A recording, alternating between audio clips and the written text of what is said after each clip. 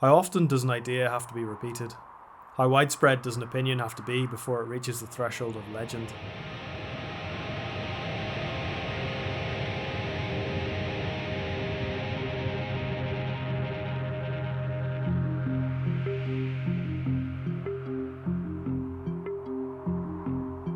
The rugged reliability of Mercedes-Benz mid-range cars in the 1970s and 80s has long since passed into the realm of legend.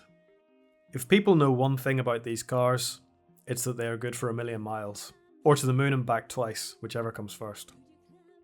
In this day and age, high mileage reliability is becoming less and less rare, but in the 1970s very few odometers went past 100,000. With very few exceptions, Mercedes was untouchable. Anyone familiar with manufacturing will know this is not something a company can achieve overnight. So how did Mercedes get so far ahead of everyone else?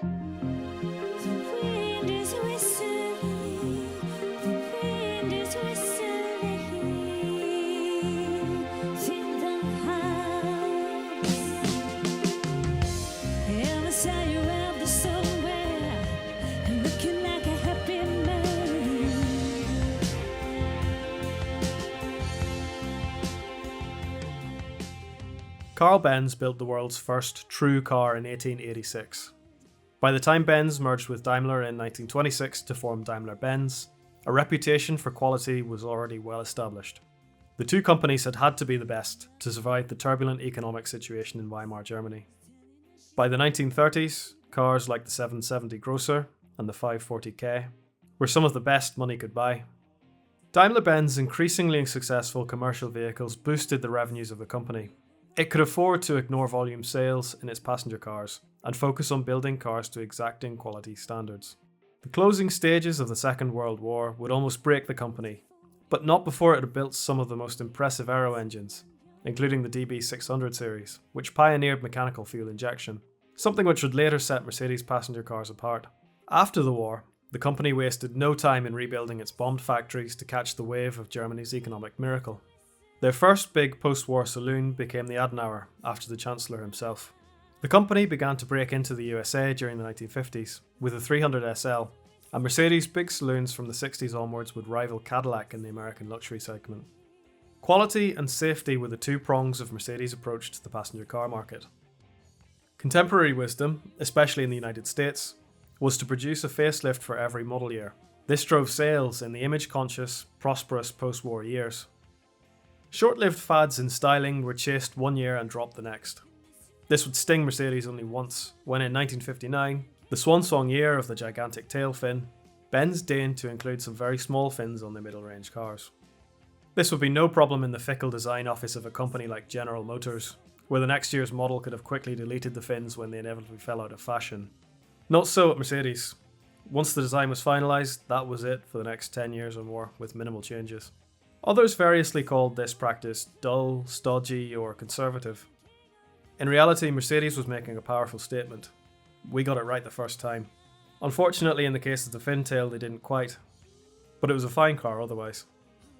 Development cycles at Mercedes began as soon as the last model was launched, and often lasted the better part of a decade. You'll often hear it said that engineers used to be in control and not the accountants, and that was by and large the case. The people in decision-making positions were people who had risen through the ranks of the company, who not only knew what they were doing, but believed in it. The importance of this can't be understated. Designers like Geiger, engineers like Uhlenhaut and Nallinger, and Berenier, who would pioneer most of the safety we take for granted in cars now, shaped the direction of Daimler-Benz through the 1960s as it took its rightful place at the top of the heap. If the styling could be called conservative, the innovation under the skin certainly was not, especially in matters of safety. The company pioneered crash testing after the Second World War, and developed the passenger safety cell and crumple zones now found on every car. Mercedes cars would be at the forefront when it came to the rollout of airbags, anti-lock brakes, and electronic traction control. By the mid-1960s, Mercedes were in the swing of a two-main car model range, with what would be known as the S or Sonder class above, and the mid-range car which would later become the E class below. The name of the game was evolution rather than revolution. Each new model built on what had gone before rather than reinventing it. The two model tiers came to share many design elements, both stylistically and mechanically, with the S-Class a few years ahead of its smaller brother. New engines tended to be introduced in the car's midlife refresh. This meant that the tried and tested engines of the previous generation cars wouldn't have teething issues to mar those important first impressions on the new models. The W123 models developed during this time would become perhaps the pinnacle of Mercedes quality legend.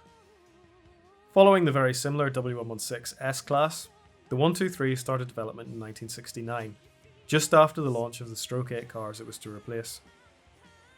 With these two cars, Daimler-Benz departed from the stacked headlights that had seen it through the 1960s and moved to the large rectangular units which would flank distinctive upright grille for the next 20 years. The underpinnings of the W123 were very close to the car that came before it, with the semi-trailing arm independent rear suspension and only a slight revision to the front suspension.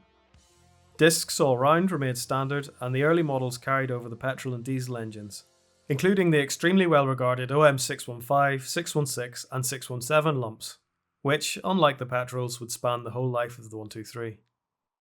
These diesels in particular would cement the brand's reputation in the US, where CAFE, or corporate average fuel economy rules, would see the petrol-driven 123s dropped from Mercedes' model range completely in 1980, leaving only the diesel and pioneering turbo-diesel OM617 on sale there. Mercedes in the early 1970s produced its cars and components across several German factories, each at the cutting edge of automation in manufacturing and quality control. The largest car plant at Sindelfingen in Stuttgart had once belonged to the old pre-merger Daimler. A computer-controlled distribution system using early barcodes ensured that the exact components for each individual car to the customer's specification was in the right place at the right time, as each car was built to order. So comprehensive was the record keeping by Mercedes that I can search my VIN number today to find the build specifications for my car, or even if needs be I can order a new key from the dealer.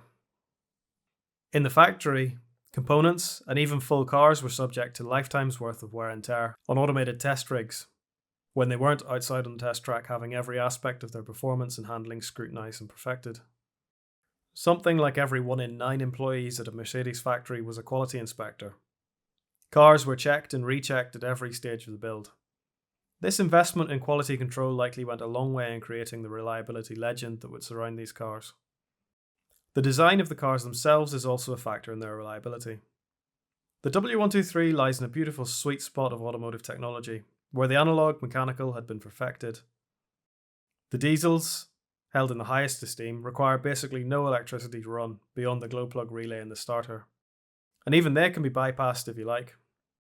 Fuel-injected petrol models have a very early and pretty robust Bosch ECU, and are really not too far behind the diesels. K-Jet warm-up regulators aside.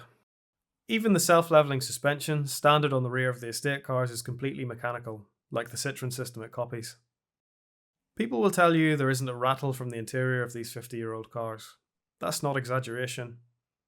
You really come to appreciate those quality inspectors after you've been in other old cars. These things are impressive not only against their contemporaries, but against a lot of modern day offerings.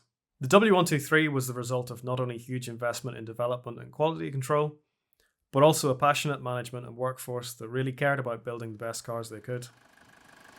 I hope one day we see something like that again.